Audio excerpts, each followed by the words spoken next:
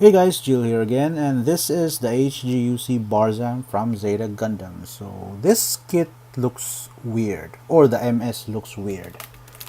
This is not your typical HG build.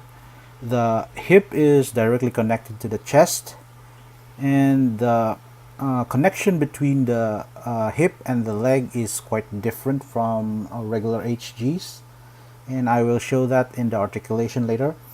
And this kit came with this sticker sheet, but I only used the camera stickers for the uh, beam rifle, which is again a very weird beam rifle.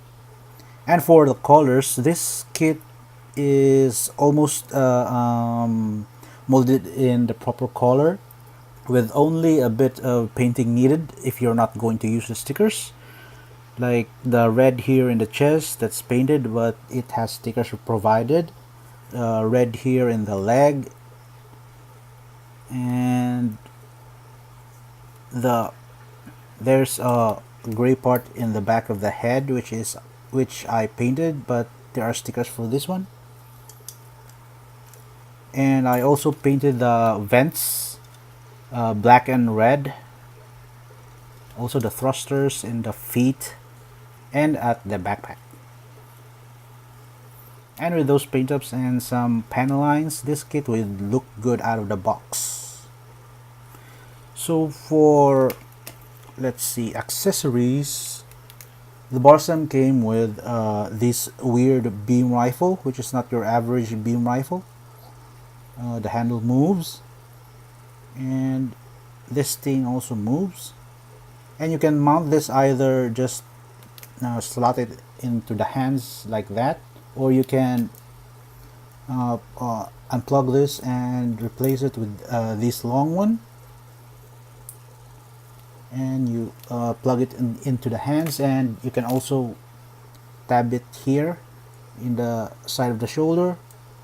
What it does is that it has a hinge in here, so when the hand is bent, the beam rifle also bends along with the hands. Oops. So this here moves. And this also came with two beam sabers and two beam effect parts. Also, it comes with a head Vulcan pod, just like the Mark II Gundam, and also two open hands.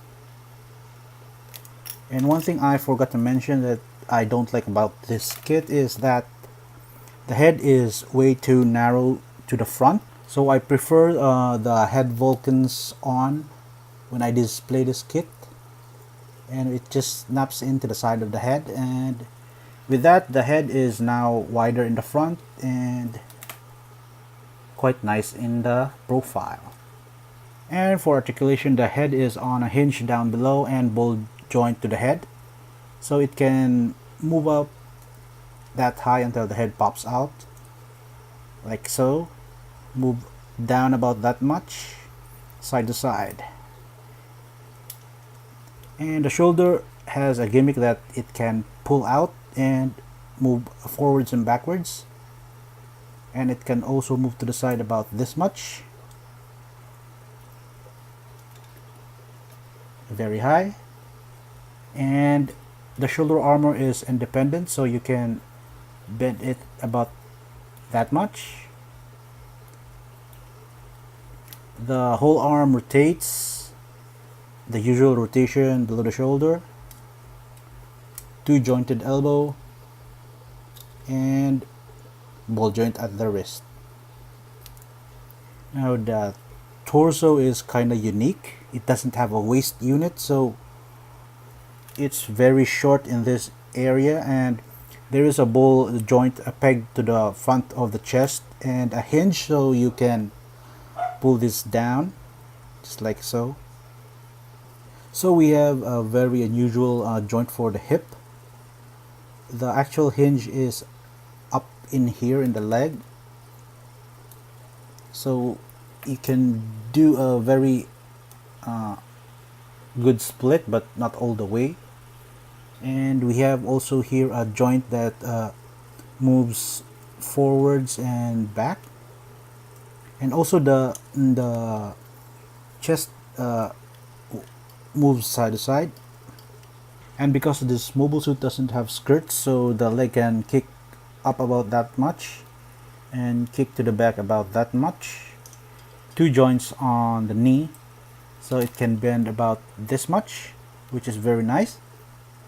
And we have a hinge and ball joint for the feet, so the feet can move forward about that much, backwards about that much, and side to side. Really good. And I think that's about it for the articulation. So this kit also is really big. The legs alone are as big as master grade legs. And for some comparison, we have here a regular sized UC mobile suit and a very tiny Victory Gundam. So the height difference is really big. This is a big kit, and for the size, this kit is relatively cheap. The retail price is around 1500 yen. And I also forgot the arm. The forearm here also has an articulation. It can bend forwards and back, and inside here we have a false beam saber, which supposedly the beam saber is stored in here, but we have here a non-working one, so you can't pull that out. So that's why they provided you with another beam saber. So for the price, this kit is a really good kit, and articulation is good, but the joint in the chest, if you play with it a lot, it will loosen up, but you can just push it back forward, so to make it more stable again. So overall, I like the kit, but at first I didn't like the design because it's way too weird without a waist. It's very squat, but the more I play with it, the more I look at this kit, it's growing on me. The only issue that I really don't like is the head being too narrow, but that's solved with the Vulcan pods. So I'm gonna be displaying this with the Vulcan pods on. So I really highly recommend you to get this one. It's cheap for the amount of plastic you get, and this build was a refreshing one. It's not your typical HG build. So that's it for this review, and stay tuned for more build videos, and hit like and subscribe.